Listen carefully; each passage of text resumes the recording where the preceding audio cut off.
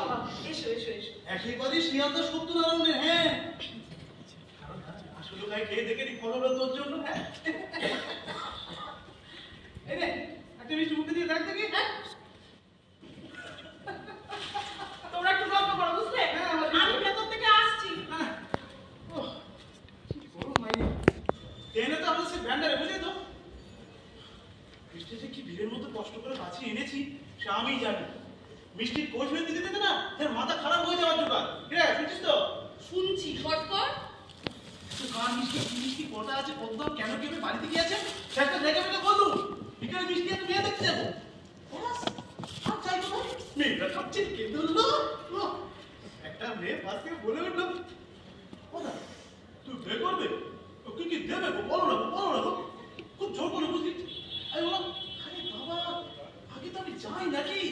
হঠাৎ একটা পাশ থেকে বলে উঠলো, ও ও মিষ্টি ধরা খাওয়াবো তুমি নিয়ে আসছো বাবা। ঠিক আছে, আরে বাবা ধর, মেয়ে দেখে আমার পছন্দ হলো না, আমার এই মিষ্টি প্লেটটা ফাঁকা করলাম, এটা কি ঠিক তোমরা বলো? হ্যাঁ বাবা এরকম গেলাম নিজের পয়সা মিষ্টি খেলাম, বাস ফুরিয়ে গেল, কারো কিছু আর বলা থাকতো না। তা কোনটা দিক তুই বল।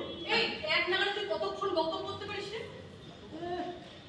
এমন লোক পেলে রাত কভার করে দিতে পারি। তো নদীতে রাত জাগতে বকবক করতে হয় না, তোরা চোখ তো ঝিমুনি মারেনি। ও মা, ক্লাসে যাই না। না না, যেতে হবে না। ও তার মানে তুমি এতক্ষণ ধরে আমার কথাগুলো শোনা হচ্ছিল না? ও মা, যাই না ক্লাসে। আরে রোদের মধ্যে ফিরে এসে আবার মাথায় যন্ত্রণা হবে, একদম যেতে হবে না। কোনটাই তো আজ কত হবে যাওয়া যাবে।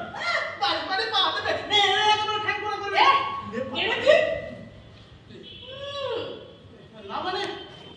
না মানে বুঝলেন, একবার মানে আমার জ্যাঠতো প্রতি মাসতো বোন গায়ে হলুদের বউ ওকে চান করতে গেছিল ছাতা মাথায়। বাবা না বাবা, এই ছাতা মাথায় পুকুরে যায়, রোদে যদি আরো কালো হয়ে যায়।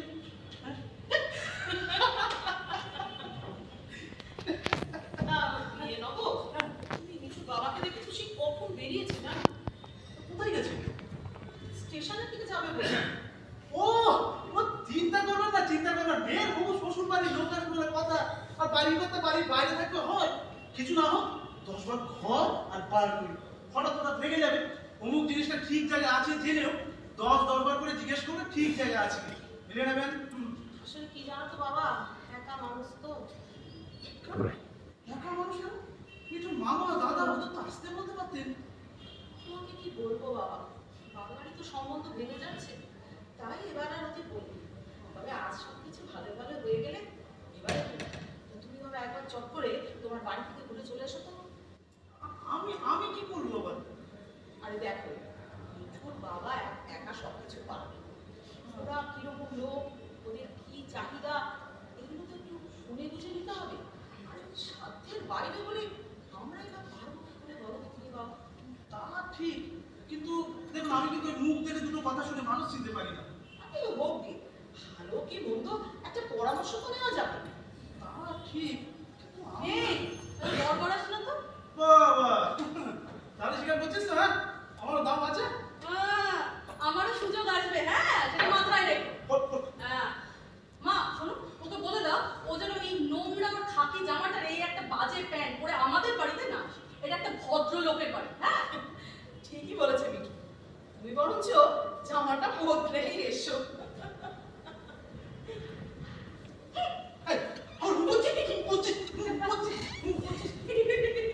এটা মেহনতি মানুষের ন্যাশনাল ড্রেস। আমি প্রধানমন্ত্রীর কাছে এই পরে চলে যেতে পারি। এনকে কয়াল মানে নবকুমার কয়ালে কি বিজনেস স্টেটমেন্ট, মাছের আড়ত থেকে সব জায়গায় শুধু বিক্রির সময় না মাথার টুপি। আমার আরো দয়া নয় রে, নিজে খেটে ডাব থেকে মাছ একটু একটু করে উপরে উঠছি। কদিন পরে এক্সপোর্ট করবো, এনকে এক্সপোর্টার। তখন তোমারও দুটো মেয়েকে না আমার অ্যাকাউন্টে করে রাখবো। সব এসব করেই করিস। করবোই তো, সবই ন্যাশনাল ড্রেসেই করবো। তাহলে ওটাই বা বাকি থাকে কেন? ওটাও এসব করেই করিস। আরে ওইটা কোনটা? বিয়েটা। আলাদা। ও মা, এটা তো ন্যাশনাল ড্রেস, মেহনতি মানুষের প্রতীক। না রে, এটা এই চ্যাপ্টারে পড়ে না। সেদিন গলায় পাবডা দিয়ে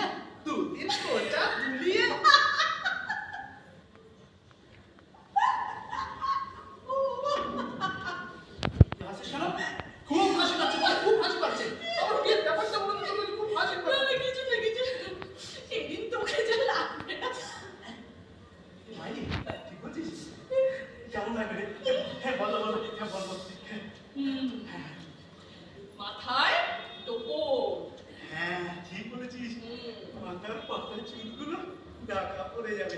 নেক্সট, কপালে চন্দনের ফোঁটা।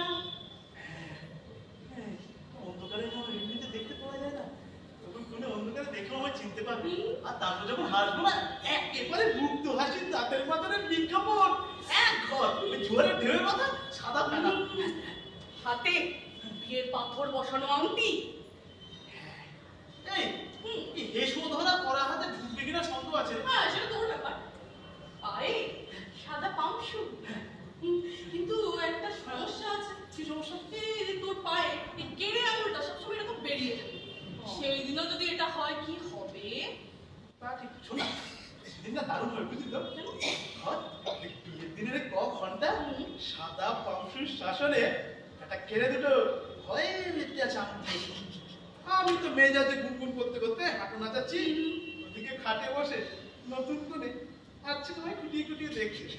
আরে দেখতে দেখতে সেই পায়ের দিকে তাকালো, লোমপত্র খালি পায়, পামসু নেই, অমনি কটা করে উঠলো, কেড়ে দুটো নিয়েছে।